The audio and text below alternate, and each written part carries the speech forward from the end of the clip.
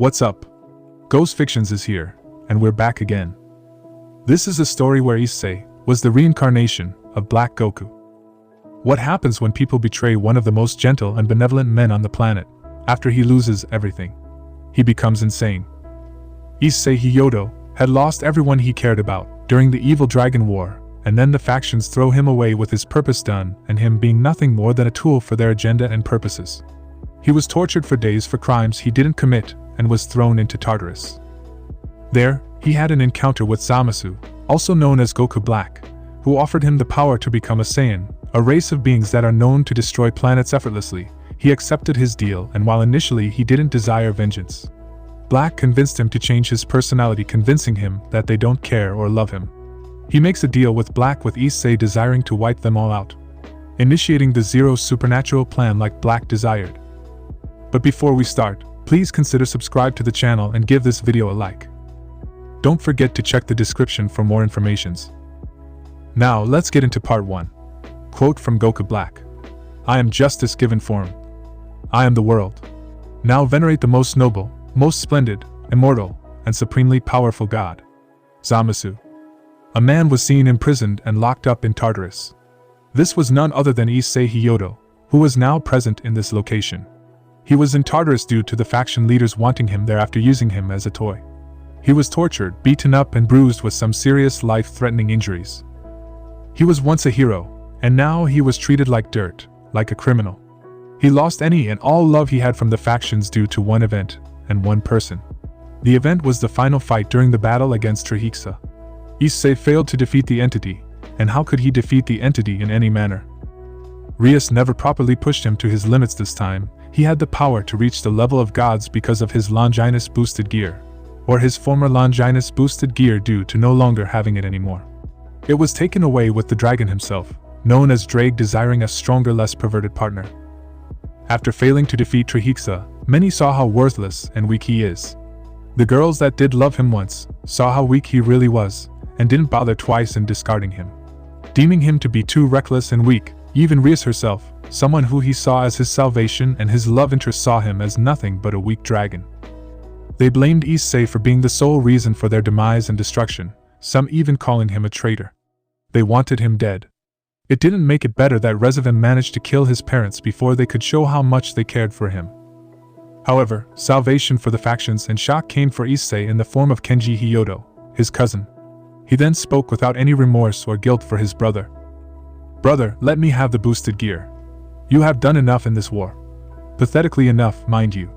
Let someone stronger have the gear, brother. I'll deal with the beast. The words ran through his mind, like daggers stabbed in his gut. Kenji never showed up, and neither did his parents. This was due to many isolating Gora's family after she married Mickey. Kenji was one of them. He was slightly older, standing at the age of 20 instead of Issei's 18 years old. Worse, Drake actually agreed to it. He was tired of having a weak host, and a host that smeared his name with the Op-Eye Dragon name. He secretly always despised his host ever since Op-Eye Dragon became well known to everyone in the supernatural world. Out of all the things that could have happened to him after his parents' death, Drake's betrayal was the last thing to have happened to him. He revealed his hatred to him before Azazel used a more advanced device to siphon the boosted gear from him, not caring about his state. He still remembered the words Drake had spoken to him, the harsh and disgusting words. You are the worst host I have ever had. A disgrace and a stain to the Welsh dragon legacy. Not only are you weak, but also you insult my legacy with your perversion. That stupid Op-Eye Dragon ruined me completely, made a mockery of me. I would rather go to anyone, and I mean anyone, over you. Your cousin is the perfect fit for me. Good riddance and goodbye, Issei Hyoudou. Saying that, Drake abandoned him, with Azazel's help, who was his mentor and kind of a partner in perversion. He helped Drake get away from him and gave the boosted gear to Kenji. Memories of his betrayal also lingered in his mind, since both him and Rias's siscon of a brother Surzex were the sole reason why Op-Eye Dragon even exists. He hated the hypocrisy that was in the group, with Surzex saying the following with anger and disdain. Drake is right. You are a walking perverted mockery and are no longer needed for the factions. Consider this your official firing and removal from being the pillar of the factions. He gritted his teeth even more in anger, wanting to make them suffer. But he was powerless. His powers of office were stolen away from him by Azazel and Ajuka, who had extracted them while he was in captivity. Azazel mocked him while he was trapped in this prison, knowing that he can't do anything to him. Guess you finally got your comeuppance. You are nothing more than a worthless and useless pervert. He wanted to sock the perverted fallen angel right then and there. But he was powerless and continued to keep suffering from the power drain. Eventually they took his power of office, leaving him only the power of Great Red. They wanted to make him suffer. The girls showed him on how much of a great time they had with Renji, and on how much of a competent and better lover he is, as opposed to Issei. They gloated on his demise, as shrieks and moans of them having sex penetrated his mind. He despised this. He despised that they actively showed it to them, even when Issei stopped caring for them. It was like they relished seeing him in despair, especially some like Akeno did so. Eventually, he was left to rot, dying in this place, with no one to hear his cries or shrieks. They tortured him before that, eventually hoping that he'd succumb to his wounds. He cursed the situation he was in, however to his surprise, a voice called out in his head. "If it isn't my reincarnation. What's your name?" "Issei Hyoudou, correct." Issei widened his eyes in shock. He wondered where that voice came. He soon started to laugh immediately, due to the voice. He was starting to lose his sanity. Am I finally losing it? Have I gone insane enough to hear voices? What the hell is this? I hate this. I hate the supernatural for causing me this. Issei declared with fury. He despised what has happened to him, and he hated that he has nothing to live for. Nothing to fight for. Nothing worth to do anything about. You hate them, right? Don't you wish for revenge against the so-called friends of yours? The leaders that took away your life, leaving you to ruin? That red lizard that abandoned you for your perversion? Don't you want them to live with happiness, after what they did to you?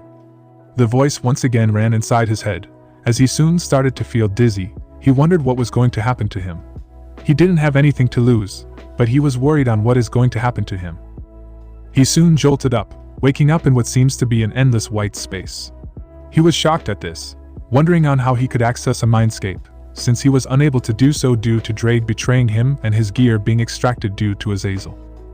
So we finally meet in person. My reincarnation. A figure was seen standing behind Issei. Issei turned to see a man with spiky black hairstyle, dark-colored eyes, and facial features. He has a slightly darker skin tone and more defined eyes, along with a somewhat leaner physique. His hair is also a noticeably dark shade of black with only 4 front spikes and 3 back ones. He is seen wearing a gray dogi, a long-sleeved black undershirt with a turtleneck, a red sash, black pants and pointy white boots. He is seen wearing a green earring on his left ear, which was a Patera earring. This man was none other than Goku Black.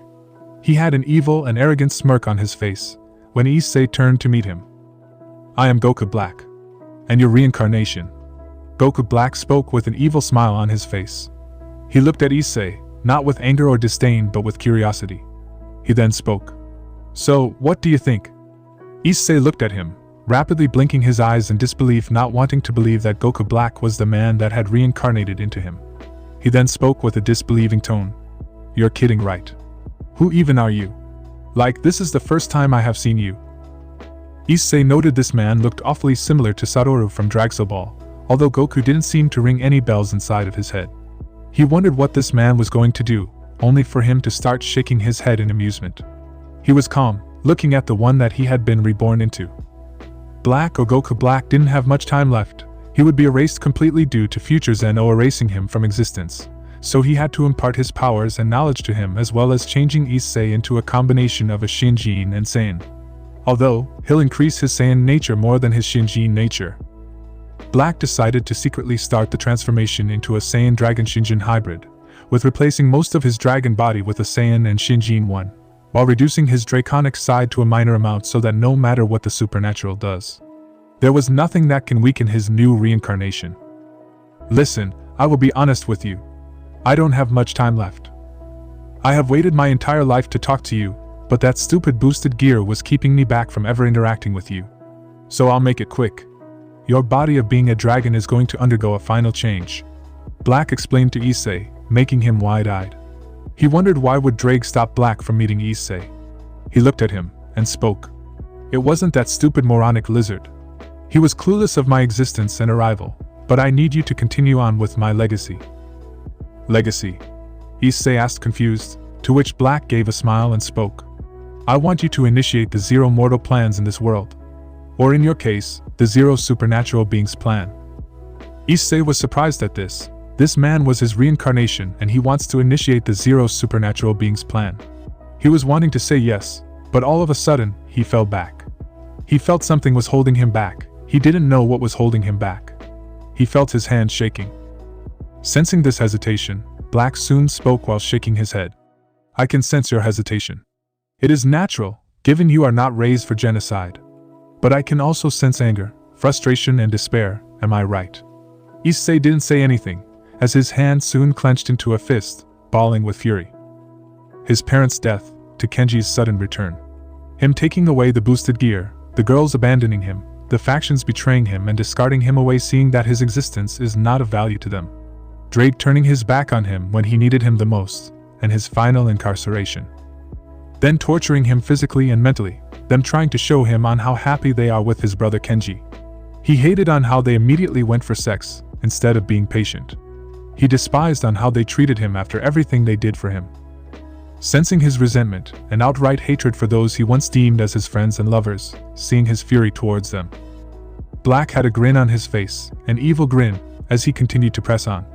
You have the anger and hatred for them, Issei. Show them what they have done. That they can't get away with treating you like a tool. Dragons, angels, fallen angels, devils, yokai, gods, Buddhas, and other supernatural beings, they treated you like a tool, and even if there are a small handful that disagree with you. Show what happens when a tool finally decides to turn against them. Show them the wrath of a man that has nothing left to lose. Memories of his past were flashing inside of his head, as voices started to enter inside his head. Kenji is better than you, Issei. You seriously think I'll fall for a weakling like you? What a joke. Fuck off, pervert, because I castrate you. Seriously, I only reincarnated you for your power, otherwise you'd never be my pawn. I wish I never was ever friends with you. Kenji will give me better children than you, Naya. I wonder what possessed me to be your girlfriend, but never again. You are pathetic and disappointing. Kenji is a better rival than you. The world would be better had Rainer killed you. You have no honor, Issei, unlike me. Kenji senpai is better T than you. Issei Hyoudou, you are sentenced to Tartarus. You will never see the light of day ever again. All factions are in agreement with this. I should have known that our daughters are not worthy of you. And I am glad Kenji made me realize this. Your girls will be mine, thank you, cousin. He was gritting his teeth even more. His hair was flickering between a shade of brown and golden. His eyes had lost its pupils, as his hair started to flicker even more. Black had a wider grin upon seeing this. He was even more happy that he is able to transform into a Super Saiyan minutes of gaining the Saiyan blood. He was even more happier that this man became his reincarnation, since he was expecting him to train for months before the transformation does happen. Amazing. You have got the most amazing potential amongst any Saiyan. Keep pushing, Issei. Remember how they treated you. Remember on how they resented you. Use those insults to fuel your anger. Black pushed Issei even further. He knew that Issei only needed one final push to reach his first form. He then spoke with a dark grin. Show me your motivation, Hyoudou Issei. Issei soon screamed, fueled by the anger and hatred caused the factions. He was blinded by it completely. He resented everyone, hated them to the point of wanting to destroy them.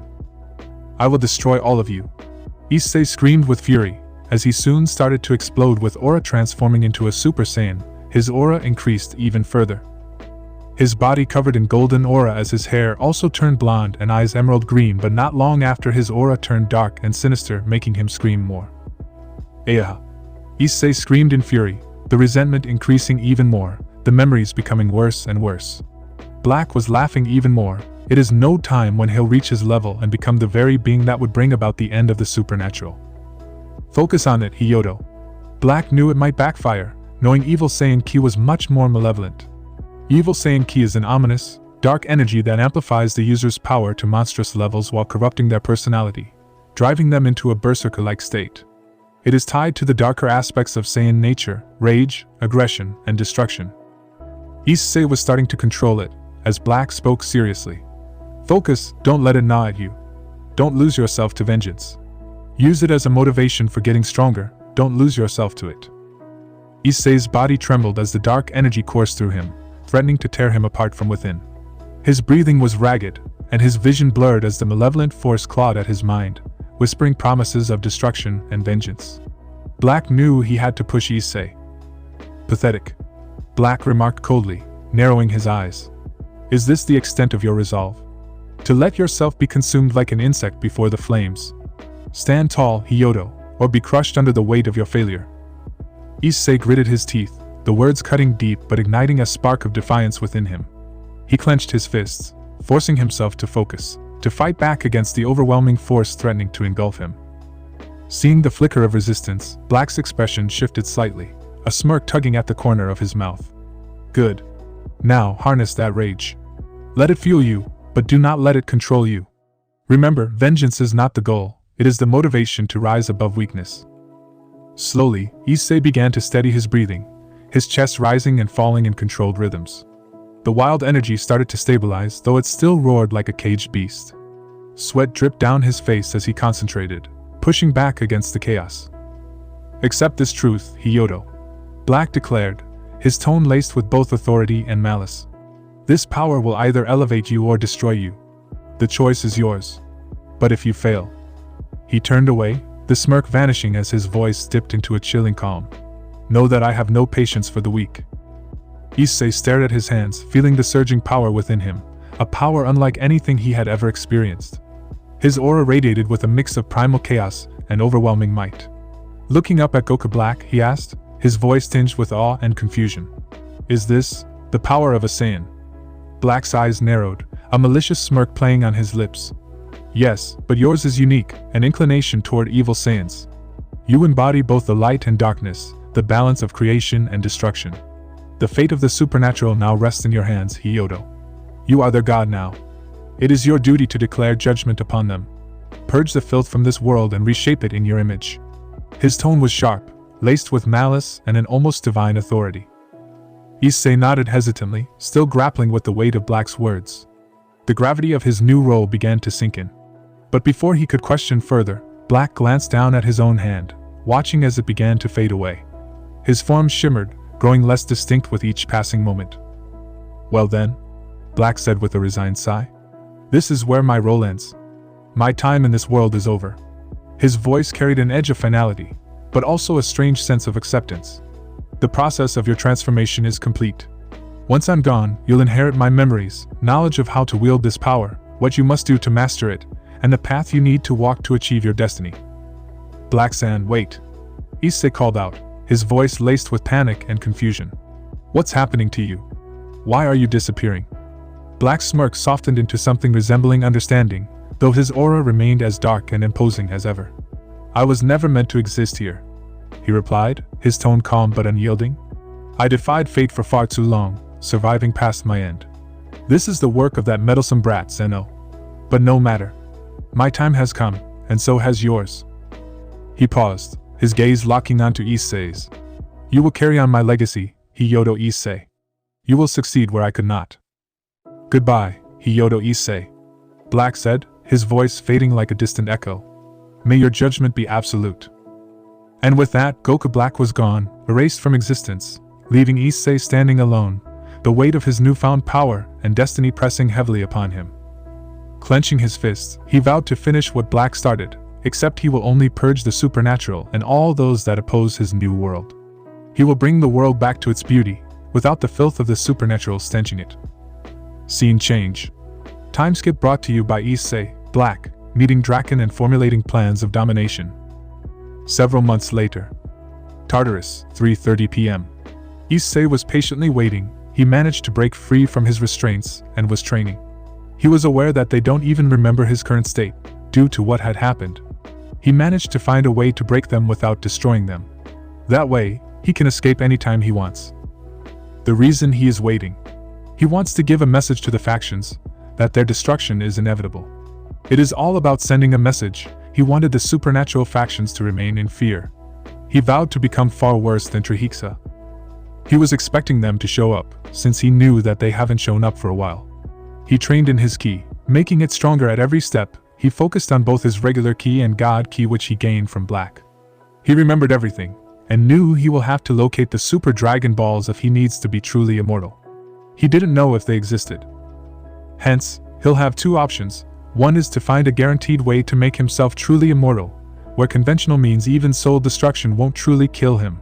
And second is to purge every last supernatural being that had wronged him before he succumbs to old age. He preferred the first route.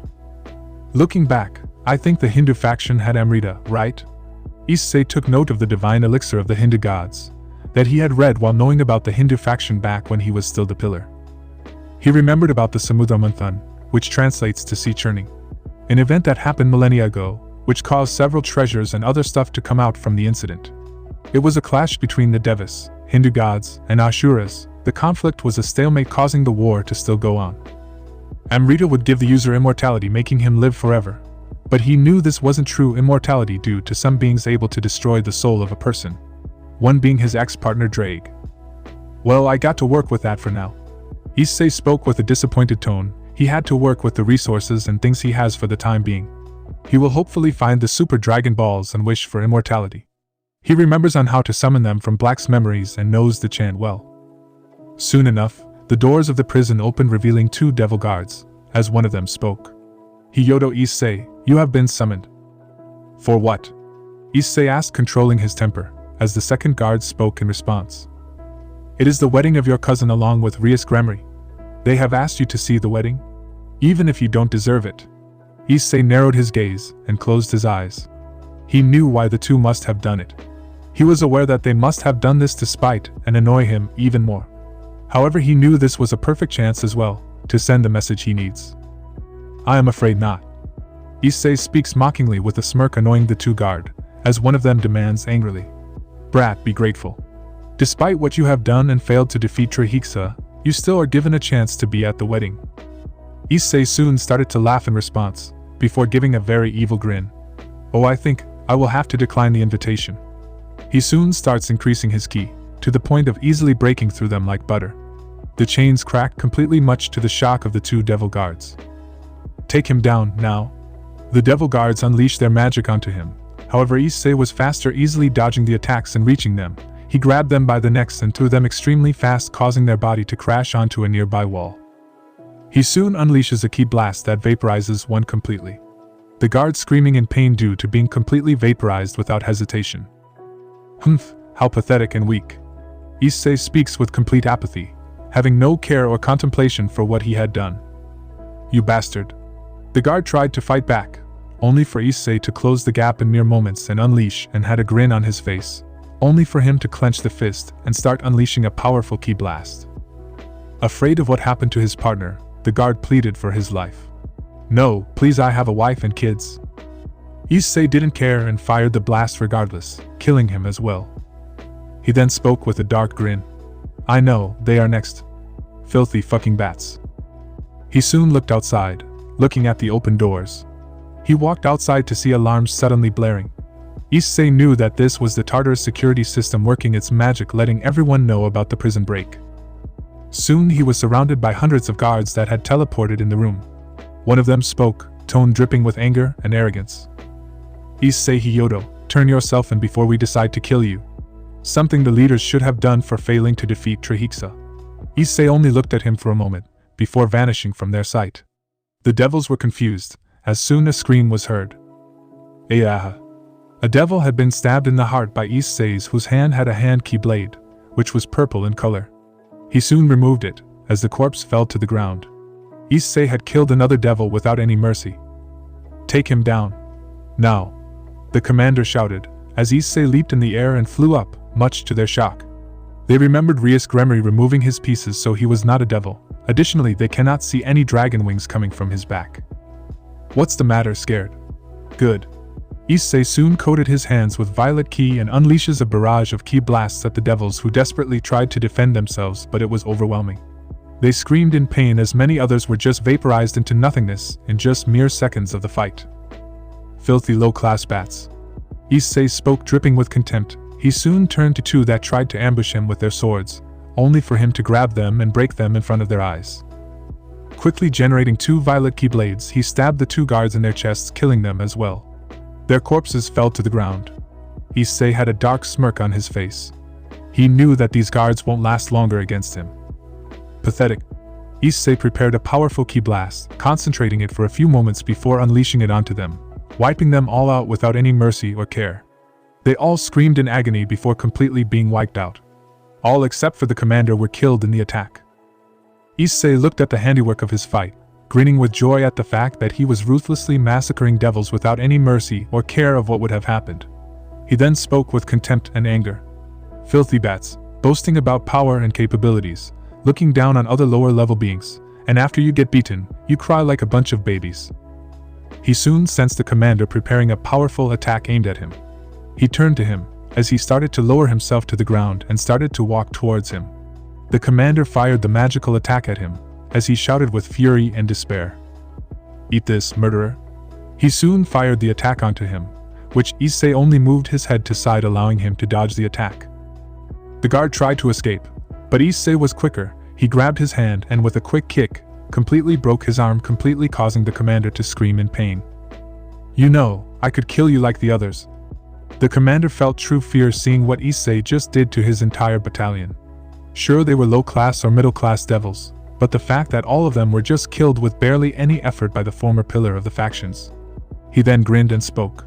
"But I got a better idea. Go to the wedding and report to your superiors, or anyone as a matter of fact. Give them the message. Issei Hyoudou has escaped from Tartarus, and is going to come for their lives. I can come for their lives any day. Either today, tomorrow, a week from today, a month from today, or even a year from today. I can come to them anytime, any day. Alright." Issei spoke evilly with a dark grin on his face, making the commander grit his teeth in anger and fear, clearly afraid of the new threat that was in front of him. "Now go, run as fast as you can," Issei spoke, as he tapped his cheek. He soon left the area, and headed to a nearby control room. The two guards that were guarding the location were struck with precise ki blasts aimed at their hearts, as they were killed immediately. He soon walked towards it, and took the keycard from the guard and opened it. The reason why Issei was able to use ki in this manner was due to his ki mastery training that he did in the prison without letting the guards know about it. He looked at the control room, and noticed that several cameras were present. He noticed that his camera was not available due to him destroying his in secret, which they didn't notice. He was aware that the staff present is evacuated during the prison break. He soon tampered with the control, releasing the restraints on the prisoners, as he smirked in response, as he spoke mockingly. "Have fun with the prison break." Issei charged up his ki and unleashed a barrage of ki blasts, destroying the camera monitors and the controls that were present in the control room. He knew that the devils will have a lot of cleaning up to do after this situation. He smirked, knowing his job was done. He could destroy Tartarus, but he decided to save it for later, once he makes a proper name for himself. Now to get out of here. Issei thought of a few ways, but he decided to head out using a technique he remembered from Black's memories, which was instant transmission. He placed his 2 fingers on his forehead and sensed the key from a random bird, once he sensed the key to be in a different location.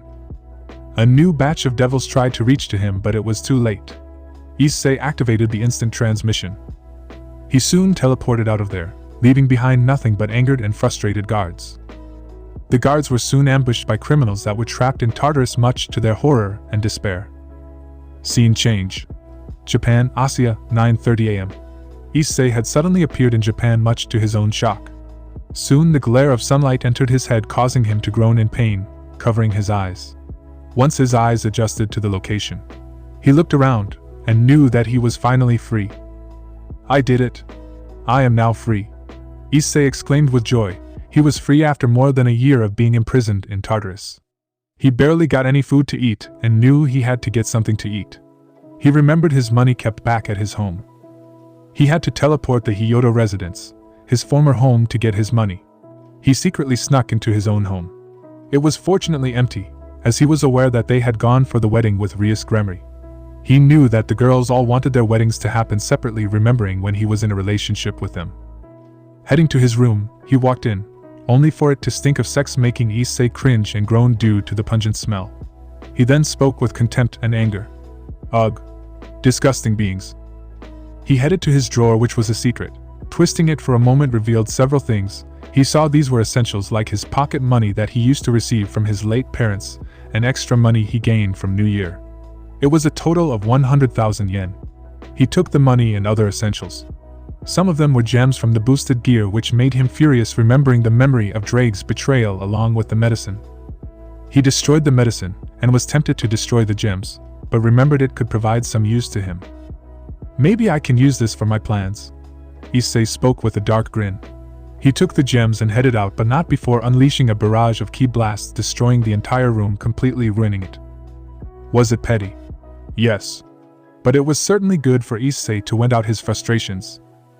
He headed out of the house and took a deep breath, experiencing the fresh air. He soon breathed through it and stretched his body. He was finally a free man, ready to start his plan.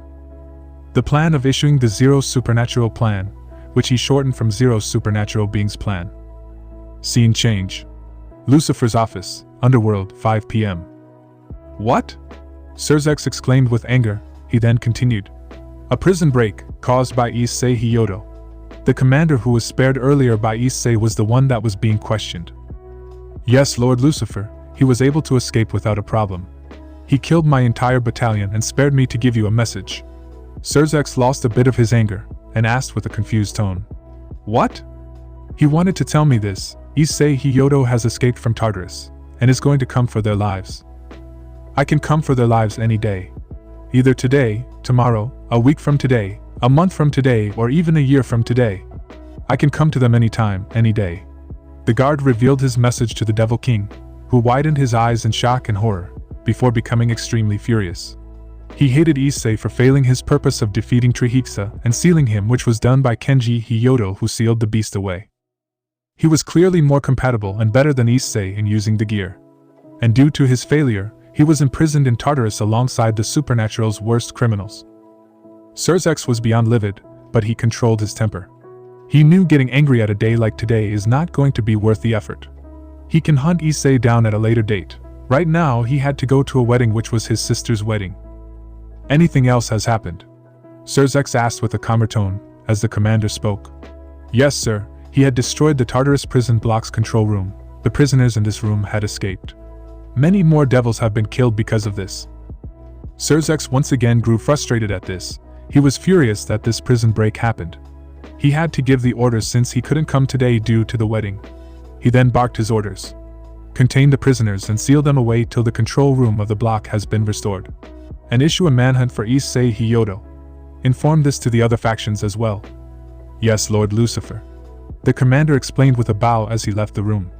Serzex took a deep breath to calm himself down. He had to hunt Issei down at all costs, since now he can take revenge anytime he wants. But he was confident in his power, believing that he can take him down, despite having Great Red's flesh. He was not strong enough. He left for the wedding, fixing his mood due to what had happened earlier. He couldn't get angry for his Ryatan's wedding. Issei Hyoudou was outside. He was in Japan, eating some ramen. It was mixed with soba and other vegetables. He was using his chopsticks to have some ramen. He looked at the ramen, wondering what is going to happen. The restaurant owner looked at this and asked with concern. Sir, is there something wrong with the ramen? No. Nothing is wrong. The owner gave a nod and went on with his business. He looked back at his ramen, being reminded of the chaos underneath the ramen once it is started to consume, noting it to be awfully familiar. His memories turned to Goku Black, the one that saved him and granted his power. Why did it feel like he has seen him before? Issei thought to himself, wondering why did Goku Black seem so familiar. However, before he could pinpoint on exactly what his memories showed him, he sensed someone in the location. A presence that made him grow a small frown on his face. Of course those bats have to intervene my meal. Issei muttered with a frustrated tone. He quickly had his meal and paid for it. He soon left the cart that served him the food and headed outside. He could see the devils questioning the restaurant owner, and sensed the usage of magic involved to probe information from his head. He shook his head. By the time they catch up to him, he'll have already been gone. He knew the wedding is going on. So that is why the focus isn't on him. He wanted to make it clear that he is not to be taken lightly or like a joke.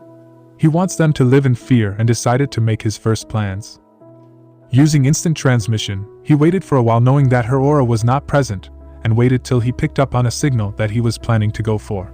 He wanted to meet a particular person that would help him in the fight against the factions. He wanted to gather some allies. Now Issei could fight alone, don't get it wrong. But it'd be fun if he gains some allies to fight alongside him. Some willing, and many unwilling. He wanted to lay waste and ruin to the supernatural world, driving them to extinction, and to do that, he needed to find like-minded individuals. Seeing the very same people that had once defended and were loyal to their factions turning against them and destroying everything would amuse him even more. Now I could meet her. Issei spoke, picking up on her signal. Despite being imprisoned, however, he wanted to gather more intel based on the location. He wanted to know what guards are being used to keep a watch on her, and what magic is present. But I think I'll wait, maybe check the wedding that is going on between the Gremory Bat and my cousin. Issei spoke mockingly, as he picked up on the signal where Rias Gremory was, and knew that it would be relatively easy to do so. Which it was, due to not being imprisoned or sealed. And Rias was bad when it came to stealth magic. I'll probably go and see what the wedding is going to be. Although I am going to need a new clothing set. Issei snapped his fingers, and his prison jumpsuit changed into that of a gray dogi, a long-sleeved black undershirt with a turtleneck, a red sash, black pants and pointy white boots. Similar to his previous incarnation Goku Black. Much better and comfortable. Issei spoke with a grin, as he soon used instant transmission to head to the wedding. Opening start. Issei can be seen clashing against a blue-skinned man, in hand-to-hand combat. Sparks flying everywhere as their combat releases tremors. They fire their energy blast with the blue-skinned man firing a purple destructive blast. Issei counters it with his own ki blast, causing an explosion that pushes him back. Issei looks at his opponents, seeing the Gremory peerage. He grins at them, as the gang tries to fight against him. They all clash as Issei was able to take them on. They start to get tired, but Issei seems barely affected. He soon remembers the trauma he had to endure because of them, fueling his anger. He transforms into his evil Saiyan as he overwhelms all of them, battering and bruising every last one of them. Issei smirks seeing the destruction. He was about to kill them when he is surrounded by a destructive energy. The attacker was revealed to be Surzex. He tries to kill him, as Issei seemingly screams in pain. Only for him to smirk and scream in anger, transforming into his different form. His hair color changes into pink, as he fights against Surzex, who is struggling to keep up. He smirks as he faces against the other leaders, laughing and enjoying the fight who are struggling to keep up against them. They desperately teleport as Issei watches them leave.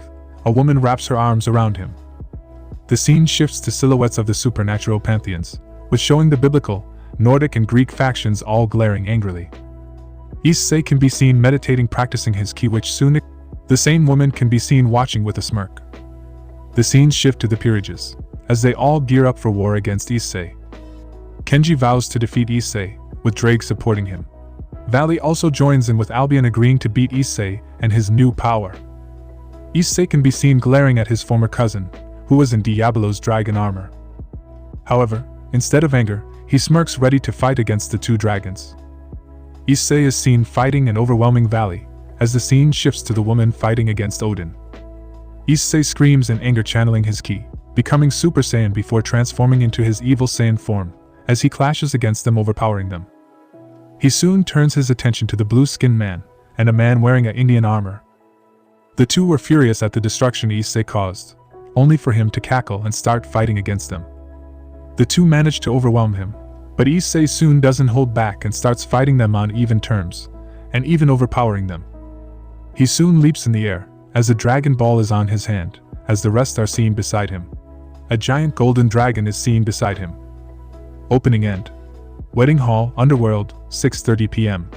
Guests had gathered for the wedding, as they had all been excited for the wedding that was stated to happen within a year. Everyone had been present for the wedding, from many pantheons. There was no tinge or speaking of Issei, as they all were gathered for the wedding. These included Issei's former friends and loved ones. Almost everyone had acted as if nothing was going wrong with the wedding. They had seemingly forgot about him, like forgetting that he is the sole reason why peace was so successful. Issei watched them with contempt and anger, seeing his former friends. He was tempted to lunge at them, but he decided to wait patiently. He wanted to humiliate Rias Gremory in the public eye. But he decided to wait. He wanted to ruin the wedding. He was going to make this day remember, for Rias that is. However, he noticed that some guests are missing. Some of them are Gabriel, who never showed up to his judgment, not even to his torture session. Issei soon spoke, rubbing his chin. Interesting. The audience soon settled down, as Issei watched Kenji arrive in a wedding clothing. He was a man with black hair and crimson eyes.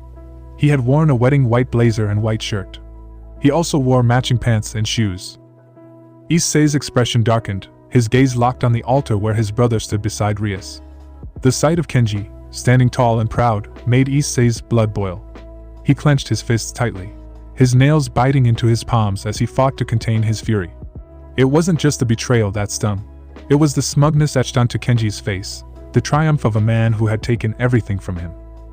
His eyes shifted to Rias, adorned in a stunning white gown that shimmered under the soft glow of the chandeliers. The dress, intricately designed with delicate lace and flowing silk, bore a striking resemblance to the one she had worn during her engagement to Riser Phoenix. The symbolism wasn't lost on Issei. Her choice of attire was a cruel reminder of another time she'd chosen someone else over him. What made his stomach churn, though, was the look on her face, the faint blush on her cheeks, the radiant smile she directed at Kenji. Issei gritted his teeth. How could she stand there so boldly after everything she'd done? She had broken him, discarded him like he was nothing. And now, she was pledging her eternal love to another man as if Issei's pain didn't exist. He exhaled sharply, his anger simmering beneath the surface. She made her choice. He muttered to himself. She'll regret it soon enough. As the ceremony progressed, Issei's irritation grew. The priest's deep, deliberate voice carried through the grand hall, punctuated by the soft murmurs of the guests. The couple exchanged their vows, their words dripping with feigned love and hollow promises. Issei's patience wore thin. Ridiculous, he muttered, his voice laced with contempt. Just get on with it already. This farce is unbearable. Hovering above the grand hall, cloaked in the shadows of a concealment spell, Issei summoned his ki.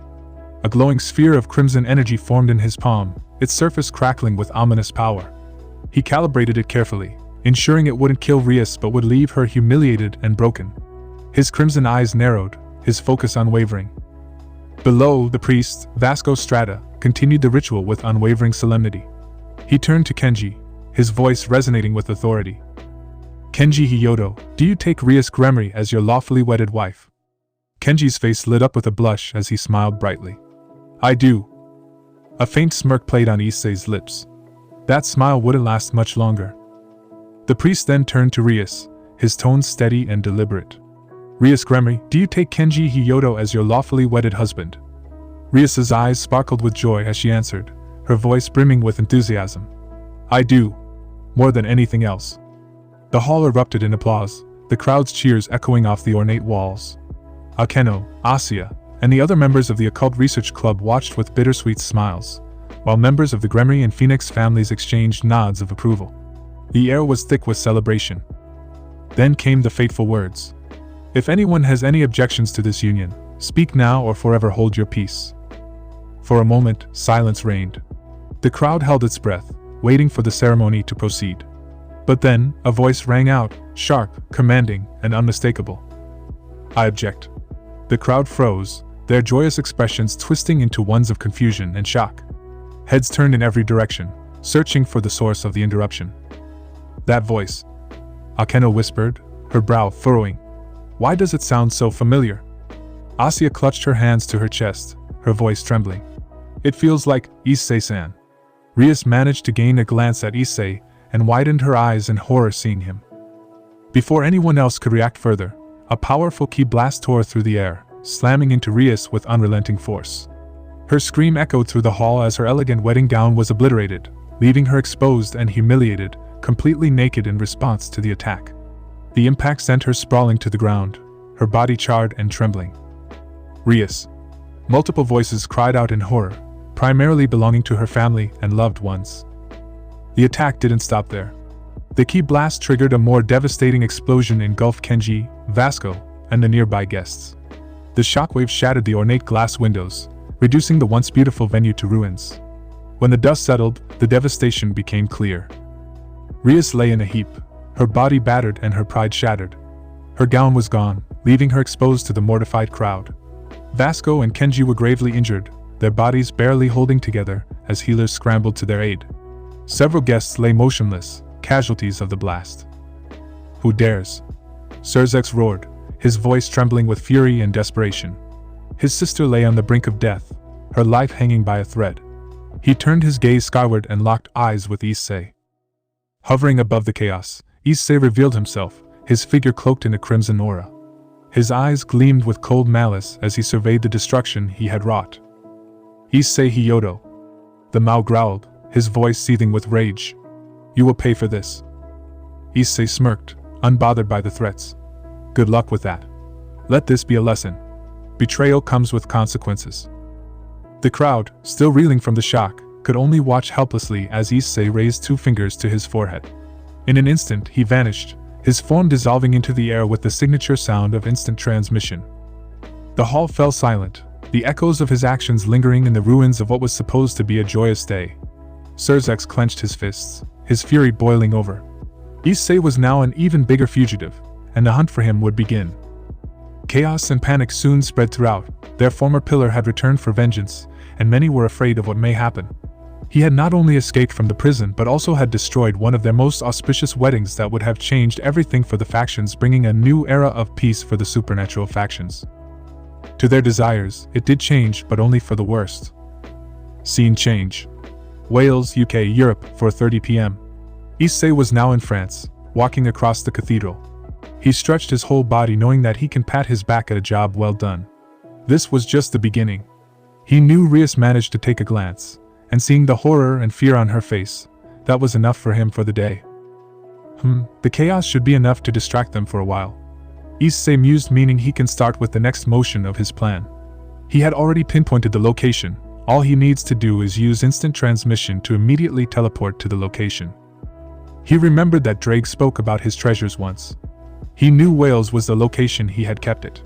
He also had an idea on where he would have lost his treasures, courtesy of his foolish and stupid fight against the lizard Albion. The treasures belonged to Tiamat, the Chaos Karma Dragon. If he could return them, he can either have a potential ally to the termination of the supernatural, or he can end her life, since a dragon is also a filth that is not welcome in his new world. Either way, he needs to get to the treasures, since dragons have a tendency of collecting treasures and gaining them would make him a trillionaire. He remembered Drake having heaps of gold and other treasures just hidden from the rest of the world. The Welsh dragon boasting about it. Now if I remember, that lazy lizard told me several things. He told me that I will have to find a way to enter the barrier, which only the current host of Drake can do so. Issei spoke in a low tone. He was aware that he is going to need to head to the location. He remembered the cave's location from Drake boasting about it. Now you see, Drake, I will take everything that belongs to you, including the treasure that you cherish so much. Issei started to fly off, not caring for what humanity thinks of them, and who saw him fly away. Many were confused on how the man flew off, but they couldn't record due to how fast Issei flew from the ground. Issei was traveling in the sky. He then spoke with excitement. This is so much more fun than simply using wings. Thank you, Goku Black-san, for teaching me this. Issei knew his previous life as a Kai named Zamasu, who served the Universe 10 under the Supreme Kai Gawasu. He had eventually grew sick and tired of mortal kind and decided to exterminate them, much to the chagrin of his Supreme Kai Gawasu. He eventually resolved to kill him and locate the Super Dragon Balls and swap bodies with Goku, whom he had a sparring match with, growing amazed with his power of these mortals. He wanted to control the power. Thus this gave birth to Goku Black. He did this due to frustrations towards the Supreme Kai Gawasu not believing his ideals of naive and ineffectual. Taking matters into his own hands, he killed his master, took the time rings, and finally did the swapping of a Goku from a different timeline. He soon mercilessly killed his family before heading to the recovering future Trunks timeline that was starting to heal from several attacks. He laid waste to that timeline, causing events to result in the complete erasure of the future Trunks timeline alongside him, but he was able to travel to the Draconic Deus universe, aka DXD, using his immortality and reincarnate as Issei. Unlike Goku Black, Issei didn't want to wipe out humanity, seeing them as somewhat tolerable as opposed to the world he originated from, as well as amusing. He did want to destroy the supernatural, however, purging their stench and stain from this world. He didn't want their blood to pollute this beautiful world. Things like low-level gods, reincarnated devils, and brave saints, they needed to be cleansed from this world. Picking up the pace and speed, he started to increase the speed of his flying even more. He soon reached the cave, landing with a small thud. The location was deep inside a forest which was far hidden from human and supernatural alike, due to which only a few people know of this. He then spoke with a dark smile. This is it. Entering the cave, he found it to be empty. He knew why this was the case. Drake was aware that there would be looters that would want to claim his treasure. Hence the dragon had placed illusion magic to discourage looters that there is no treasure here. The illusion was powerful enough to turn would-be treasure hunters and other dragons that wanted to claim the treasures for himself. This was made to be discourage and infuriate them. However, not for Issei. He walked inside and took a deep breath. He soon screamed at the top of his lungs, releasing his ki everywhere.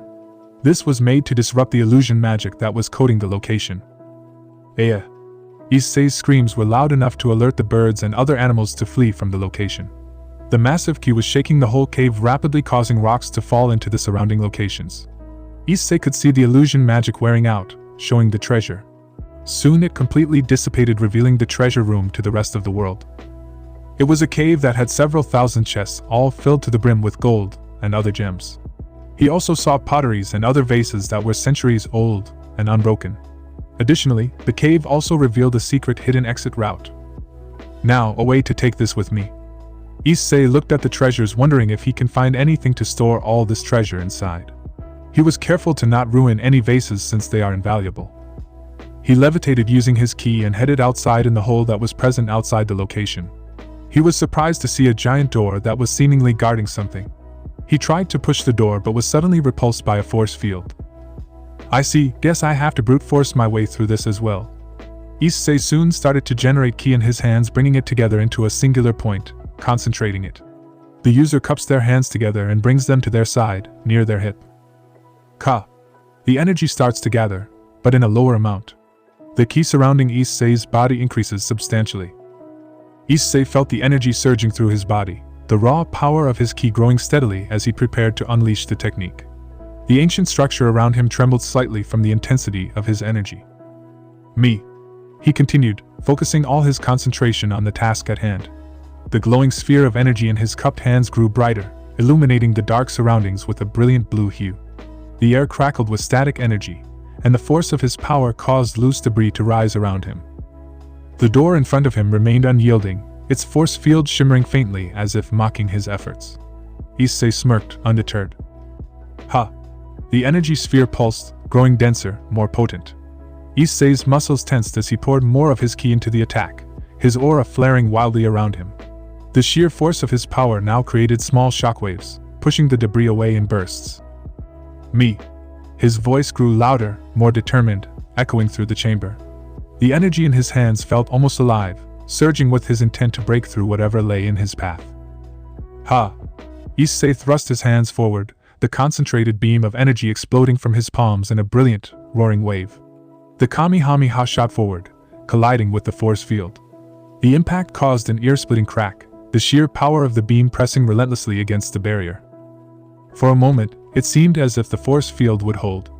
But then, with a deafening shatter, the barrier gave way, disintegrating into countless shards of light that faded into nothingness. The Kamehameha continued its path, striking the massive door with tremendous force.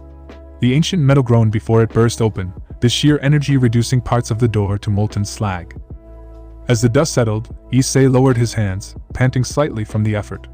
The door now stood open, revealing what lay beyond. Inside was a vast, dimly lit chamber, its walls lined with intricate carvings that glowed faintly with a mysterious light. In the center of the room stood a pedestal, and atop it rested a peculiar artifact. A small, ornate chest encrusted with gemstones and radiating a faint, golden aura. Issei floated into the chamber cautiously, his senses on high alert.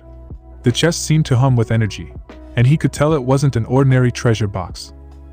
Well, this looks promising, he muttered, approaching the pedestal. He reached out to touch the chest but stopped short, noticing faint inscriptions on the pedestal. He touched the chest and opened it with his force. Issei saw several text structures and other treasures. Using ki, he found out these treasures belonged to different pantheons. He picked up one, whose inscription read, Golden Tiger Claws. This thing can create portals that can take me anywhere. Taking a glance at the treasure he had found, he then spoke with a sigh. Just what has that lizard been collecting?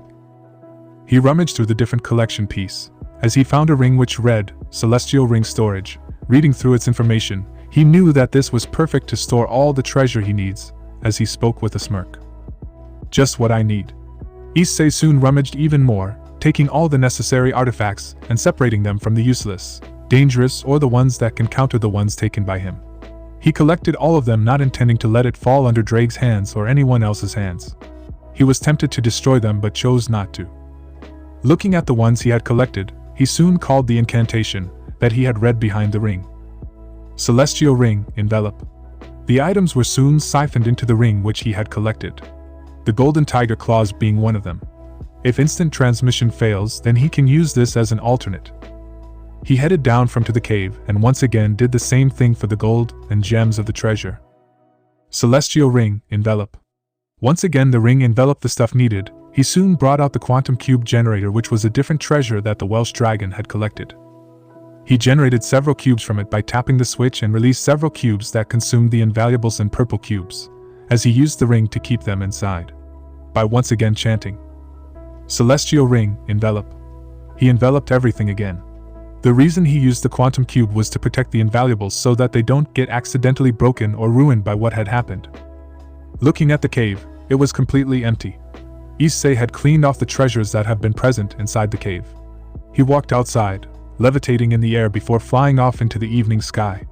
His next location was back in Tokyo, where he would be resting for the night before heading to a jeweler's shop in Us that would sell the gems and gold he gained. Scene change.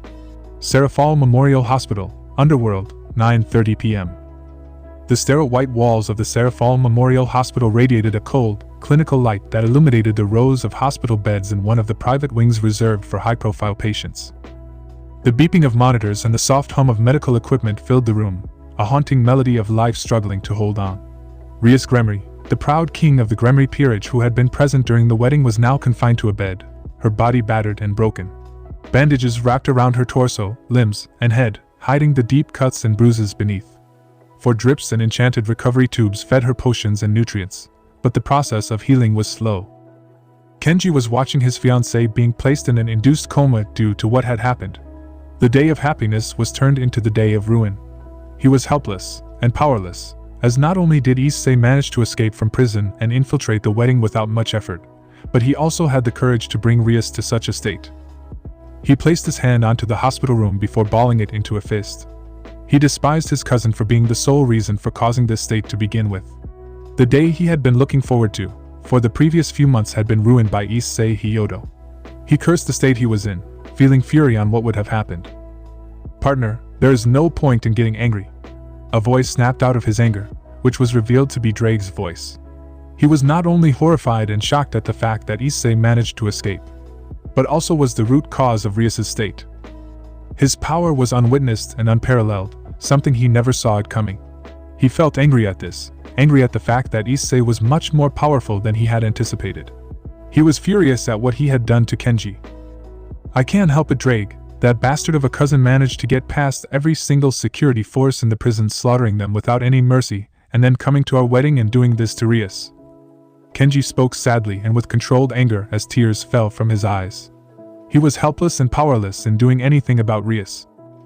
Not only was her naked body exposed to everyone present, humiliating the little sister of Lucifer even more, but she was in such a brutal condition, almost bringing her to death really made the bad situation of Issei's escape even worse.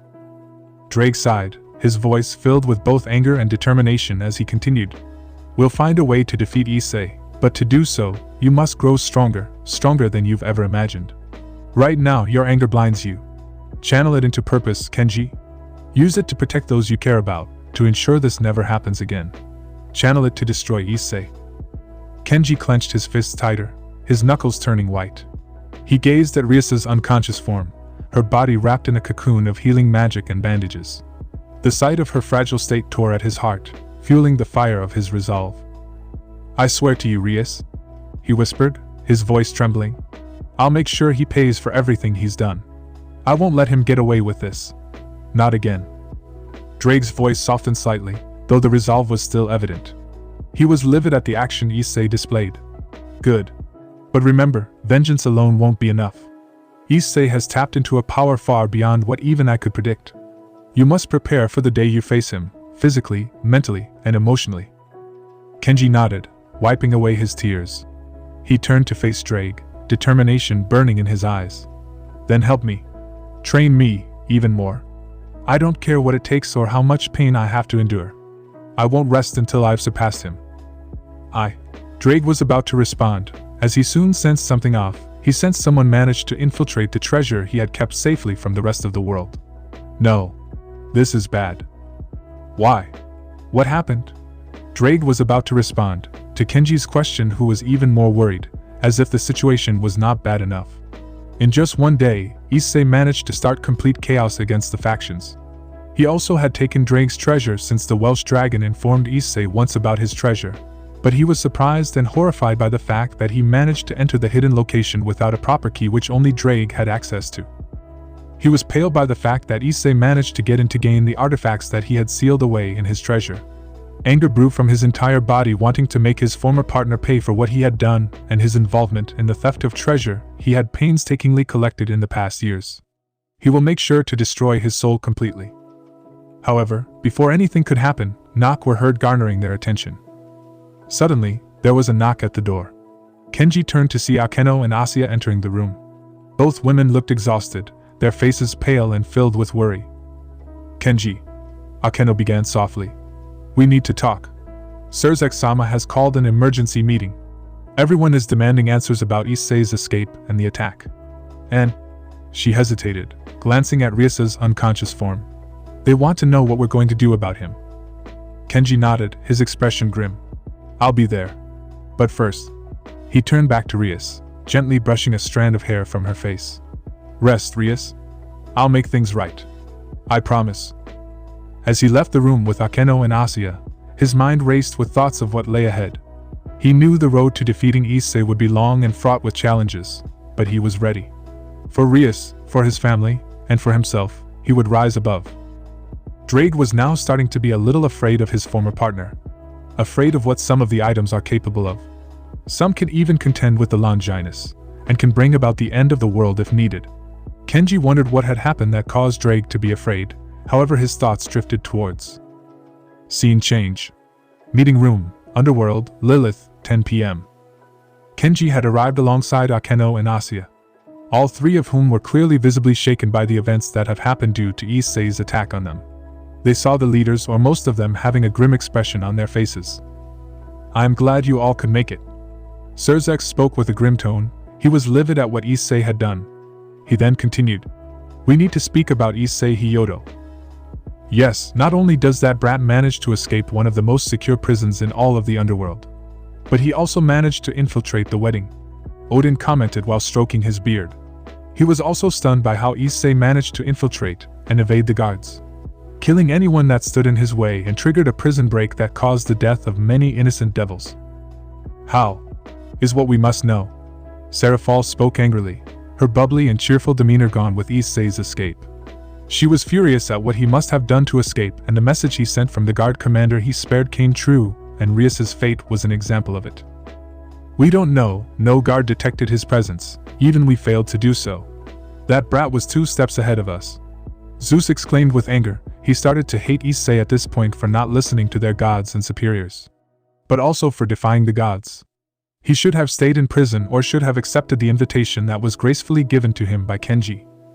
My guess, he must have sealed his presence. I mean, it is not impossible to do so, correct? Azazel spoke calmly. He was aware of stealth magic. He then continued with calmed anger. But how is what we need to know? He managed to get in, unleash a powerful attack capable of killing people, and then escaped without leaving behind a trace. We all were there, Azazel, we all saw that. Surzek angrily responded to the fallen angel's former leader, as he nodded. Everyone wanted to know, how did he get in? And if so, how did he keep himself hidden? And what else was he capable of? Drake was silent. He didn't know whether he should tell the leaders or not about what happened to his treasury. Unless asked about it, he decides to keep it a secret. But he felt like telling about it to everyone. He didn't trust the leaders completely, since the artifacts can be useful to their own personal goals. But the Welsh dragon knows on how dangerous they can be, and on how devastating to the world it can be if it falls into the wrong hands. Maybe he can discuss with Kenji at a later time, since right now, their priority is to locate Issei, and if that is a success, then he can also retrieve his treasure back from him. What should we do then? Michael asked with a calm tone, as Azazel spoke with a frustrated tone. The attack from Rias tells us one thing. Issei wants revenge, so we along with the Gremry Peerage and Team DXD will be his targets. He'll attack different locations, but I firmly believe that he will come after Grigori. Shemhazai looked surprised at this, before realizing why Issei would come after them. Is it because of? Yes, he would want Ophus's powers that we had stolen from him back. That is why he'll come after us next. The other leaders and those from Team DXD saw this to be a possibility that will happen in the future. Surzex then spoke for everyone. Then it's settled, we will set up protection against him. If he wants our destruction, then we won't go down without a fight, and I'll see to it that he is destroyed for good. The others nodded in agreement, however to everyone's surprise someone spoke up and it was revealed to be Kenji. Surzex, who had been seething with fury at the events of the day, gave a reluctant nod. Go on, Kenji. Speak your mind. Kenji took a deep breath, collecting his thoughts before continuing. His gaze briefly flickered to the others in the room, Akeno, Asuya, and the leaders, all of whom were still reeling from the attack. Their expressions were a mix of anger, sorrow, and disbelief, mirroring his own feelings. He knew that everyone wanted Issei's destruction, but Kenji's mind was focused on a different path. We might need my cousin alive. Kenji began, his voice steady despite the turmoil inside him. He knows something that we don't. He escaped from the most secure prison in the underworld, and he did it without even having the boosted gear. He used techniques we've never seen before, things that are beyond anything we've encountered. His eyes hardened, and his words took on a more urgent tone. If we want to defeat him, we need to understand what he's become. We need to know how he thinks, how he fights, and what powers he now possesses. A shocked silence filled the room. The leaders exchanged glances, their faces a mixture of disbelief and uncertainty. The idea of keeping Issei alive, even temporarily, was anathema to everything they had fought for. But Kenji's words had struck a chord, particularly in light of the strange and powerful attack that Issei had used on Rias. Azazel, ever the pragmatist, leaned forward in his seat, his gaze sharp. Kenji's right. We've seen the footage, and I can tell you this much. That attack wasn't magic. It wasn't any form of energy manipulation I've ever encountered. It was something else entirely, something I can't even begin to explain. If we're going to have any chance of surviving this, we need to know exactly what we're up against. Surzex clenched his fists, his face darkening with a mixture of rage and worry. And you think we'll just let him walk away? After everything he's done? After what he did to Rias? His voice was low, dangerous. He's a threat. A massive one. Why should we risk letting him live? We must hunt him down. Kenji's expression remained calm, though his mind was racing. I understand your anger, Lord Surzex. Kenji said, his voice still steady, but with a hint of pleading. Believe me, I want to destroy him too. But we have to be smart about this. If we don't understand what he's become, all of us, including Rias, Akeno, and everyone else, could be in even greater danger. We need to capture him, study him, and learn about his powers. Only then can we truly defeat him. Shemhazai, who had been listening intently, let out a deep sigh, looking at Kenji with a mixture of sympathy and caution. You're asking us to take a huge risk, Kenji? We all know what Issei is capable of, and we've seen firsthand the devastation he can cause. Kenji nodded, fully aware of the risks involved. I know it's a gamble, but sometimes it's the only option we have. We're not just fighting a man anymore, we're fighting a force that we don't fully understand. If we rush into this without knowing what we're dealing with, we might all pay the price. There was a long pause as the leaders considered Kenji's words. He could see the conflicting emotions in their eyes, anger, fear, and hesitation. They had all seen the destruction that Issei was capable of, and they had all lost something in the wake of his actions. But Kenji knew that the only way forward, the only way to stand a chance against Issei's newfound power, was to take this risk to find a way to counter Issei's powers. Finally, Surzex spoke again, his tone heavy with the weight of the decision before them. Fine. We will work on capturing him. But make no mistake, Kenji, once we find his weaknesses and strengthens, we will eliminate him permanently. Kenji took a glance at the other leaders who agreed to this without hesitation. I understand. Kenji spoke seriously, as the leaders nodded. They all knew that studying Issei and capturing him is a must. If they need to get rid of him, permanently. We focus on first securing Grigori, Remri family and other locations. Issei will come for them first. He'll want vengeance against all of them with the desire of wiping them out to make an example. Ajuka spoke, after remaining silent in the meeting, as he continued. We will add security even more, using security system magic, and other magic that will detect his very presence. He may not have the boosted gear, but it is still draconic. We must use that to their advantage." The leaders nodded in agreement to Ajuka's words, as they started to plan on how secure they can make their locations that Issei will target in their presumptions. They know that Issei wants revenge, and they must prevent that. Little did they know, they made one crucial mistake. Issei doesn't plan on going after Grigori, at least not now. He has other plans before ensuring that his Zero supernatural plan is a success. Scene change. Niflheim, Yggdrasil, 11 p.m. Issei had teleported to the location using instant transmission. He knew where he was, and what exactly he needed to do. He was aware on why he is here. "This is the place," Issei muttered with determination. He knew what he had to do, if he needed to guarantee that his Zero supernatural plan works without any problems. He'll need to gather like-minded individuals that can serve his goals and ally with him. He then continued looking at what seems to be a prison, as he spoke. Niflheim Bastille, one of the most secure and powerful Nordic prison, meant to house some of the more dangerous criminals in all of Norse mythology. Located underneath the base of Yggdrasil, the giant tree that connects all of the realms in Norse mythology. "This is where I'll find her, she'll be useful to my goals." Issei looked at the prison ready for another prison break, however this time. He only is going to spare one person, the person of his interest. The rest all will be purged by him, not being needed in this new world of his. Issei scanned the location he was in. The prison was located in the desolate realm of Niflheim, one of the 9 realms. Known as the land of primordial cold and mist, Niflheim's harsh and inhospitable environment serves as a natural deterrent for escape. The prison is hidden deep within an ever-shifting glacier, surrounded by treacherous ice fields and frozen waters. The prison is a colossal fortress carved from unmelting ice and enchanted rock, with towering walls that shimmer with a blue, otherworldly glow. Frost runes are etched into the surfaces, creating a magical barrier that nullifies most powers. The central tower, where the most dangerous prisoners are held, reaches into the stormy skies of Niflheim, visible for miles. Issei scanned the location. That was where he is supposed to find his target and person of interest. He remembered some things that have happened, due to talks that have happened between prisoner guards. He heard early on that Loki was executed for his actions at the Peace Summit, and continuing to harm the faction's peace. The reason being, he had been secretly colluding with the guards in the Norse mythology to attack again. The guards, who were spies of the Cow's Brigade, had agreed to work with the Norse god of mischief. However, this was his undoing, as Kenji convinced the Norse pantheon to execute him due to him being a problem, since he'll keep attacking them over and over again. This was an example. But he was not Issei's target. He was never his target of interest, since he knows Loki wouldn't even want to work with him due to his attitude and pride of being a Norse god. Remembering the god of mischief annoyed him to no bounds. His main target. That was his daughter Hel. He knew that Hel would have some anger or animosity towards the factions for being the sole reason why her father creator is dead. Hel was the only one that did care for him to the point of actively going against Odin and the rest of Asgard. He knew that she did attack the summit, and was defeated by Issei a long while back. Interesting, let's make some chaos.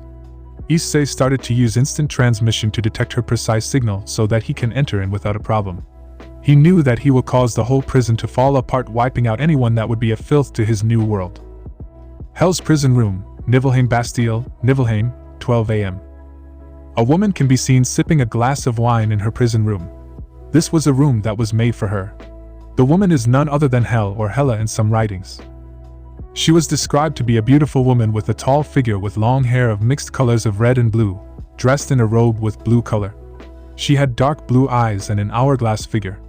She had worn 2 earrings on her face. Hel had a small smile on her face. She took a sip of her wine, contemplating the events that have happened. Her father is dead, and she has nothing left due to many of her siblings and other relatives either siding with the factions or dead. She was all alone, in the 4 walls of her prison. The wine glass was kept down. She couldn't even cry or get angry at this point. It has been months since Loki's execution took a toll on her. She was powerless, and she had accepted her fate. If the Norse want her dead, she'll gladly join the gallows in that case. After all, she had nothing left to lose. Honestly. Someone spoke, garnering the goddess's attention, as he continued. I was expecting you to be a bit angry given your father's demise. But this wasn't what I was expecting. Hel turned around to see Issei. However, instead of getting angry like she would have normally been, sensing the man that imprisoned her, and was the reason why her father had perished, but now, she wasn't angry. She was more or less confused on his arrival. Issei can be seen leaning on what seems to the balcony of the prison. He was surprised that gods and goddesses managed to get a better prison that is more or less akin to a hotel. He fired a key blast that destroyed the camera watching over them. However, Hel wasn't affected by what had happened, nor did she care about it. "What do you want, Sekurute?" Hel looked at the bottle of wine and poured another glass. She was already drunk from drinking too much wine. Issei then spoke. "Drinking wine. Never expected you to have a luxury, especially in a prison like this." Hel only chuckled, however it was more or less of a despair one. She then took a sip and spoke. "Good behavior grants you luxuries, Hyoudou. My good behavior granted me access to wine and books and a better room. Honestly, it matters not. Why are you even here, Sekurute?" "Ex-Sekurute, actually." Issei corrected her, which did surprise her, as he continued. "Haven't been one since a year, more than a year actually." "Huh?" Hel asked with confusion before turning back to her wine and having a sip of it. She then spoke with a sarcastic tone.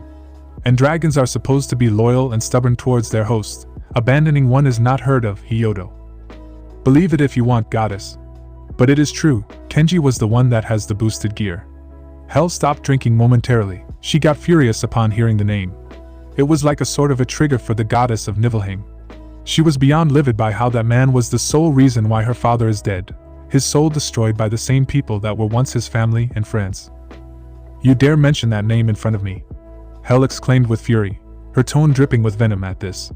Despite being imprisoned, she was livid at the thought of this. However, to her surprise, Issei didn't show fear or anger. Instead, the man grinned. "I guess you have some flame left in you." Flames of anger and hatred towards the new Sekurute. Issei spoke happily with a dark grin. Hel looked at him before turning down in sadness. She then spoke while laughing sadly. "But what do I do? I can't do anything about it. I am sealed, weak and just a shadow of myself. A prideful goddess, a ruler like me, being imprisoned in this very realm she was meant to rule over. There is nothing I can do." Hel spoke sadly, her voice having despair underneath it. Issei only looked at her with a neutral tone, before speaking with a sigh, losing his grin after hearing her giving up on herself. He had to motivate her for revenge just like Goku Black did for him. "And here I thought you would want some revenge against those that had been the reason for your situation. I guess I was wrong." Hel turned to him, as Issei was about to leave. He placed his hand preparing for an instant transmission. Hel had a look of horror. He was leaving her in this state, as she expected him to help her, like the old Issei would, but she doesn't know that the old Issei was gone. "Wait!" Hel exclaimed with slight desperation, as she asked. "Are you going to leave me here like this?" "Yes," Issei bluntly spoke, as he continued. "Why would I save someone that has no hope of ever getting back at those that want revenge against the ones that ruined your life? The Queen of Nibelheim turned into this pathetic being. I expected you to have some level of vengeance against the ones that caused you misery." Issei spoke with a disappointed and slight mockery, causing Hel to start getting angry. She was gritting her teeth in anger, as he continued. "Guess it can't be helped. You did get beat up badly to the point by the man in front of you. Never thought you'd lose the will to fight back." Hel was glaring angrily at him. She looked at Issei with anger and contempt. She felt furious at the mockery that Issei displayed against her, and on how he called her out to be pathetic. She was not pathetic, she didn't want to be pathetic. But she was aware of her powerlessness in the situation. She felt fury at this, and how she was unable to do anything to protect those that she cared for. Upon sensing the change in her attitude, Issei took a glance at her. He knew she can't do anything in this state. He walks to her, and speaks with a grin. "I sense your anger, your hatred. Use that as a motivation, Hel. Show me the Hel that I met during the pavilion exhibit.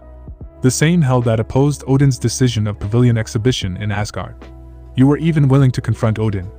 Yet here's a woman that is just a shadow of her old self." Hel, despite getting angrier, was starting to see what Issei meant by this. Hel was starting to direct her anger towards herself. Her broken state due to what had happened to her family. They were broken by the factions, with many either dead or betraying them. "Good, let that fuel you," Issei exclaimed with a dark tone. "Let your anger fuel your desire of vengeance. Give me the woman that was strong-willed to even oppose the All-Father." Hel looked at him. The Queen of Nibelheim knew what he was referring to. He wanted to bring out the same woman that had opposed the factions, she exclaimed. "Fine, if that is the woman you want to see. You have got yourself a deal, Hyoudou. Excellent, all I need is your resolve and willpower, Hel." I will give you the opportunity needed to take your revenge against the family that has wronged you. Become my ally, and you'll gain everything that you desire.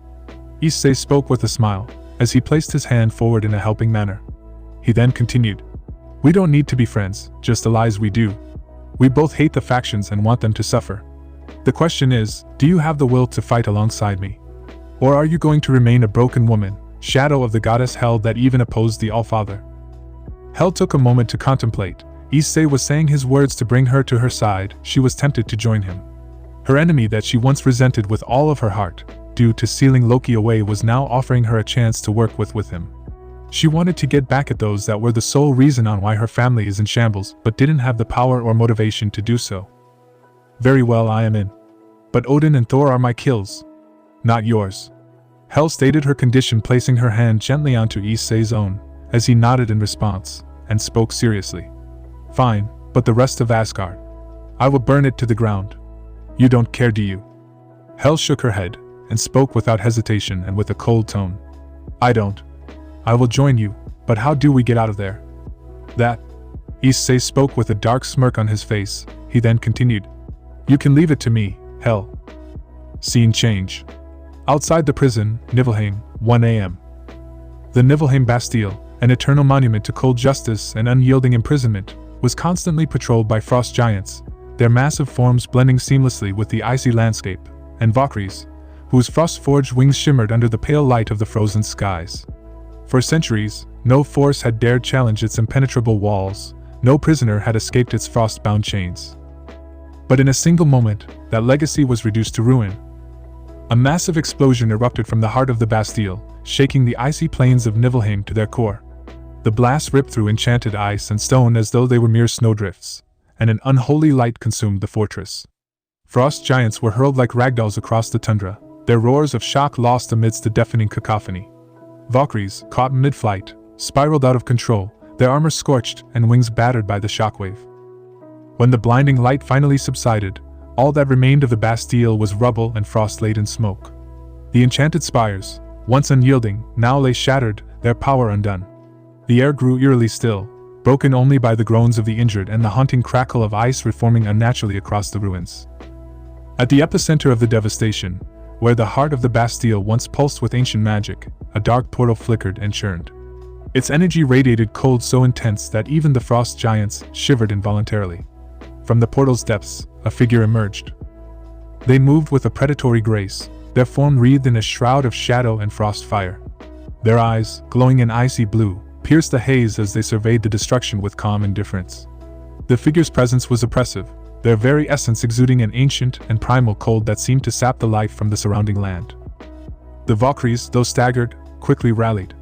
Skadi, the winter blade and commander of the Bastille's defenders, raised her sword high, its frost-forged edge blazing with runic energy. Hold your ground, she commanded, her voice carrying over the din. This is no ordinary breach, this is an assault on Niflheim itself. The frost giants, bruised and battered, formed an icy phalanx, their massive weapons glinting under the pale skies. They tried to look through the dust on who was responsible for this, revealing the main perpetrator to be Issei Hyoudou and the goddess of Niflheim, and the Bastille's former prisoner Hel herself. You know, when you said you got a plan of dealing with my escape, I never expected you to destroy the prison completely. That is why you wanted some of my seals, correct? So that you can manipulate it to do so. Hel spoke with a tone of disbelief and surprise, as she was really not expecting to bring down the prison itself that housed several criminals, many even more dangerous than the goddess Hel herself. Issei only spoke with a smirk, remembering using his key to make the seals far more dangerous and deadly, ensuring that all prisoners along with any guards are long dead. Well, I did say I want to cleanse the supernatural filth from this world, correct? The Norse should be happy I am cleaning up their mess. Hel could only nod, remembering how much Issei resented the factions that he had once served unconditionally. She didn't blame him for having this level of resentment towards them. Soon enough, the Valkyries recognized the man, with Skadi being the angriest, declaring with fury, Issei Hyoudou, you have some nerve of releasing Hel from her prison. We will make you regret it. Issei only looked at her for a moment, and spoke while releasing his key. Skadi, I presume. You are also a filth that needs to be cleansed from this world. And I will gladly finish it. His aura flared, a mixture of crimson and jet black energy swirling around him like a storm of pure malice. The frost-kissed air of Niflheim rippled and cracked under the sheer force of his ki, and even the hardened Valkyries instinctively stepped back, their weapons trembling in their hands. Skadi held her ground, her frost-forged blade gleaming as she pointed it directly at him.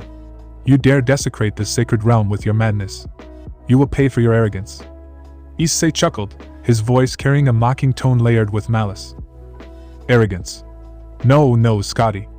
What you see before you is justice. Divine retribution for the filth that your kind has allowed to fester in this world. You imprison Hel, for a crime of speaking out against her superiors, yet Odin and the others make acts of injustice. Hypocrisy at its finest." His eyes gleamed with a mix of contempt and glee, the twisted ideals of Goku Black merging seamlessly with the deep resentment Issei harbored toward the factions he once served. Hel, standing beside him, watched the exchange with a mix of amusement and unease. She hadn't anticipated this level of destruction, nor the chaotic force that Issei had become. While she relished her freedom, the sheer unpredictability of her unlikely ally left her wary, but she knew that she was better off listening to him rather than make an enemy of the very man that had released her from her prison. Skadi's fury was a tempest unto itself. She lunged, her blade trailing frost fire as she aimed for Issei's heart. "Enough talk, traitor. Your sins end here." Hel looked concerned. Issei didn't show any signs of movement, once Skadi reached as close as possible. She was about to shout when Issei grabbed her blade with his hand, much to Skadi and Hel's shock. "Predictable," Issei spoke with a tone dripping with disappointment. He forcefully pulled the blade from her hand and unleashed a divine ki blast towards it, shattering it completely. Skadi was pale by what she was witnessing. "That blade, it was created by the dwarfs." Skadi spoke with horror. The blade that was passed down from generations was destroyed like it was nothing. She glared towards Issei with anger and hatred, as she shouted, "You will pay for this." Skadi started to attack him with punches, and other attacks. He soon followed it up with a brutal gut punch aimed at her stomach, making her gag in response. Hel noticed the other Valkyries charging their attack at them. However, instead of being concerned, she smirked, knowing that she had been returned to her full power once she was released outside the prison room that was filled with runes to suppress and seal her power. The Valkyries were charging their Nordic elemental magic at Issei in an attempt to take him down. But Hel was faster. Floating up in the air, she immediately brought out some explosive seals and threw them onto the Valkyries. The Valkyries were shocked by this, but before they could do anything, Hel commanded, "Explode." The command was enough to make the seals brightly glow and trigger massive amounts of explosions, causing many of the Valkyries to scream in pain. The explosion was enough to kill them, as soon she unleashed a magic circle and released a green mist onto the corpses of the Valkyries. Skadi, who had just recovered from the brutal gut punch from Issei, looked on in horror, as she exclaimed with fear for her comrades, knowing what exactly Hel intends to do. "No!" Skadi screamed with fear. But Issei was quick. Seeing the opportunity, he created a violet ki blade from his divine ki and stabbed the Frost Guardian with the blade. Skadi coughed up blood, looking at Issei with contempt, but that changed to fear when she saw his smirk. Soon enough, a burst of purple ki exploded from the blade, making the winter blade screech in pain. Issei waited for the ki to dissolve, revealing a charred Skadi, who was barely looking at Issei in the eye. She was completely beaten due to the immense pain she was suffering. The giantess Valkyrie hybrid was completely and brutally defeated by Issei Hyoudou. "It's time for your cleansing, all of you will fall," Issei declared, as soon someone surprising spoke up. "Wait." He turned to the voice to see Hel speak up. She had eliminated the Valkyries, and they had turned into zombies meant to serve her, as they were seen fighting against the frost giants. She had a smile on her face, speaking, "Hand her to me. Having a Jotun or a giantess to serve our goals would be interesting and useful to our..." Issei took a look at the frost giants falling one by one. He smirked and spoke. "Fine, but I'll kill her." Hel nodded, as Issei unleashed a blade aimed at her heart, causing her to cough up. He then spoke with an evil smile. "Your cleansing will soon be complete, and you shall assist me in this, no matter your thoughts or opinions." Skadi, looking at her killer with contempt, snarled her final words. "You speak of cleansing, but all I see is destruction. You're no savior, you're a monster." Issei's expression darkened, his smile fading into a cold, venomous glare. "A monster? Perhaps. But I never said I was a savior. After all, I am the monster this world needs to purge itself of its sins." Skadi widened her eyes upon hearing this, as soon started to lose her consciousness. Her vision became blurry. Tears started to fall from her eyes. She was going to serve her killers just like her brethren are doing right now. Issei removed his blade as Scotty plummeted to the ground, but not before speaking with contempt. And you, Scotty, are just another stain to be wiped clean. Hell looked at Issei for a moment, seeing the vast difference between the two Isseis, the first being the savior of the factions, the one that had died a year back due to the factions betraying and abandoning him. And the second being the one in front of her, the man that destroyed Niflheim Bastille, and is the sole reason why there are no survivors in the place. She didn't know why, but she felt anger, relating to the suffering she also had to endure due to the Norse faction. She understood Issei's anger and didn't condemn it. If anything, she approved of it. Scotty had passed away, her presence fading from the realm. Hell had one thing left to do, once again releasing the green mist. It consumed the fallen warrior and reanimated her into a walking corpse. Hell then commanded, "Scotty, wipe out every frost giant that is still guarding this location." Scotty nodded to her new master's orders, as she lunged alongside her fellow undead brethren. Amidst the chaos, Hell couldn't help but smirk. "I hate to admit it, but you might actually be more dangerous than I am." Issei laughed, speaking with an amused tone. "Flattery will get you nowhere, Hell. But stick around, I'll show you what real divine judgment looks like." Hell nodded, happy at what had happened. They had taken their first major step in the destruction of the Norse pantheon, and soon the end of Odin himself. Hell didn't mind working with Issei as an ally. The frost giants had fallen one by one, and Hell reanimated them as well, using the same method. She then spoke with a serious, yet her tone had happiness in it. "You were once known as the Winter Blade, the guardian of the Niflheim Bastille. Henceforth, I rename your battalion as the Frostbound Legion. You'll serve only me and those I ask you to serve." The Legion nodded, as Hell snapped her fingers, making them disappear. Turning to Issei, her savior, she spoke with a smile. "What now? We leave from this place." Odin would get a nice message upon hearing the fall of his most prominent prison. Plus your escape would give the all-fucker a headache. Hell couldn't help but giggle upon hearing the name that Issei gave Odin, as well as remembering Odin's state in the aftermath. She was looking forward to his demise at her hands once the Norse pantheon falls. "Give your hand." Issei brings out his hand, as Hell was surprised, wondering what was going to happen. She gently placed her hand on his, as Issei placed 2 fingers with his free hand on his head. She then asked with a confused tone, "What are you going to do?" Instant transmission. Issei spoke, sensing a location where the two wouldn't be bothered, as he soon transported, with Hell momentarily being confused by the sudden disappearance. Scene change. Australia, 1 a.m. Both Hell and Issei managed to teleport to an unknown location in Australia. He knew the supernatural won't be bothering with them in this location. Hell then spoke with confusion. "What? Where are we? And how?" "Australia. The supernatural won't be bothering us. The technique I used was instant transmission. It allows me to teleport to any location, as long as I pinpoint the aura of the location where I want to. I pinpointed the aura of an Australian, and here I teleported to you. And since only I can use this technique, that is why I asked you to hold my hand." Issei responded with a normal tone.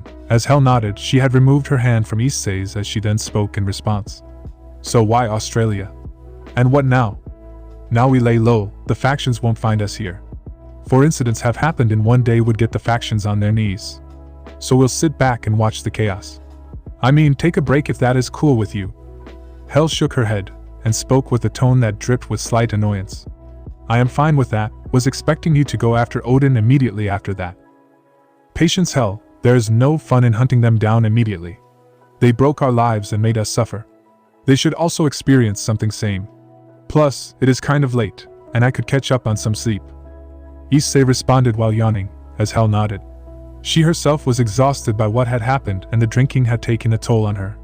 She constantly kept drinking wine after her father's passing, and she started to get affected by the alcohol. "Well, I will find us a lodging. You don't mind sharing a room for one day, right?" Hell looked at him for a moment, before shaking her head and speaking with a normal tone. "I am fine with that. So shall we head out?" Issei nodded, as the two flew into the air, one using ki and the other using magic to do so, finding a small motel to spend their night in, before they find a way to settle down permanently in a house. "So Issei, mind telling me what caused you to become genocidal?" Hell asked with a bit of a pause, noting the stark contrast between the two Isseis. The one that had been the sole reason why both her father and she herself had been sealed away, and the one that was the reason for releasing her. Long story short, factions betrayed me, failing to seal and defeat Trihexa, when I wasn't even in the top 10 strongest being. My cousin comes out of nowhere after being AWOL for years on end. Drake believes him to be a suitable host and agrees for a host change, which was done by the crow Azazel, and then the said cousin seals the beast. I get imprisoned in a prison meant for terrorists. Hel gave a nod, remaining silent from what had happened. She knew that Issei had gone through a lot, given that he really despised the factions to the point of committing outright genocide on the supernatural. He sees them as nothing more than a plague that needs to be exterminated. Speaking of which, do you think the Norse will find out that it is us? Hel asked with a confused tone, to which Issei spoke with a smile. They would. I intentionally left the security viewing runes intentionally intact. I want them to find out that it was me that committed the prison destruction. The most prized location of the Norse pantheon has completely fallen. Hel grew pale at this. She was afraid they'd find where they are, but Issei spoke up. Worry not, they won't. When I used instant transmission, I knew that they wouldn't be able to locate us, due to the fact that I can be anywhere in the human world. And the factions won't be able to detect my key energy even if they wanted to. So we are safe for now. Alright, if you say so. Hel spoke with a distrustful tone. She wasn't sure if the factions would have found out about them. But she knew that they won't be finding them anytime soon. She knew one thing was certain. Her release was because Issei needed allies, something she knew and understood. She wondered what is going to happen to her. But she was aware of one thing. The fall of the supernatural had begun. Scene change. Timeskip brought to you by Chibi Issei playing video games in his motel room. The next day. Remnants of the Bastille, Niflheim, 9 a.m. The Norse pantheon stood in the heart of Asgard's Great Hall, its grandeur now overshadowed by the chilling weight of devastation. The air was thick with tension, a mix of grief, horror, and simmering rage that even the Allfather himself could not mask. The shimmering rune projection had faded, but its haunting images lingered in the minds of all who had borne witness. No. How can this be? Odin spoke with shock and terror. He was aware on the things that have happened in one day. First was Issei's prison break, then was the wedding incident, and now is the state of Bastille. Father, look. Baldur spoke, bringing out footage from the rune. He then spoke. No one survived the Bastille's fall. Prisoners, guards, Valkyries, and even Jotun, no survivors were left behind. What? Odin exclaimed with desperation, hoping that someone would have survived. The Norse were even more afraid at who was the one responsible for not only breaching through the prison, which was highly secured with anti-teleportation spell, its walls imbued with ancient runes of containment and frost magic. Towering spires pierced the perpetual mist, and its gates, forged from enchanted ice. Powers that even high-class god-level beings struggled to break, or is impossible to break through. Not only that, the cells of the Bastille were enchanted with suppressing runes that can easily siphon away the powers of its inmates. Each cell is uniquely tailored to counteract the specific abilities of its prisoner, from magical nullification fields to barriers of divine energy. And to top it all off, the prison itself was guarded by frost giants and Valkyries. Baldur, Odin commanded, as he continued. Explain what happened. What happened here? Why don't you see for yourself, father? Baldur spoke with a tone mixed with fear and terror. The Norse pantheon, upon sensing the god's fearful tone, made them even more afraid of the situation. The recording began to play, and the pantheon watched in silence, their expressions darkening with every passing moment. They saw the mighty Bastille crumble in an explosion of frost and energy, its towering spires reduced to rubble. They saw frost giants and Valkyries fall like shattered statues, their lifeless forms entombed in ice. The walls, reinforced with ancient magic, were obliterated as though they were nothing but brittle glass in an explosion. And then, the figures emerged. A man who they recognized to be Issei Hyoudou stood amidst the devastation, his presence commanding and terrifying. His ki radiated dark, divine energy, a blend of malice and power that made even the gods shudder. His eyes burned with cold determination, and his smirk spoke of disdain for everything the Bastille represented. Beside him stood Hel, the goddess of death. Her chains were broken, her suppressed power unleashed in full, and her wrath fell upon the defenders of the Bastille with merciless precision. Together, they moved through the chaos like harbingers of death, sparing none in their path. The recording concluded with a final, chilling image. The Bastille reduced to a frozen wasteland, its ruins standing as a graveyard for the countless souls lost that day. As the recording ended, the room fell into a heavy silence. No one dared to speak. Baldur's hands shook as he deactivated the rune, his knuckles white against the edges of the device. Odin's face was ashen, his eyes wide with disbelief and mounting fear at the genocide that had happened. Frigg, the Allmother, finally broke the silence, her voice trembling. It is as if death itself walked among them, and none were spared. Thor clenched his fists, his usual bravado replaced by grim determination. This cannot stand. We must act, father. The factions cannot endure this madness. That brat, he growled, his voice low and venomous. Issei Hyoudou, he has gone too far. Killing innocent Valkyries and frost giants, slaughtering all in his path, and Skadi. His voice cracked as he spoke the name of one of his most loyal and powerful warriors, now among the fallen.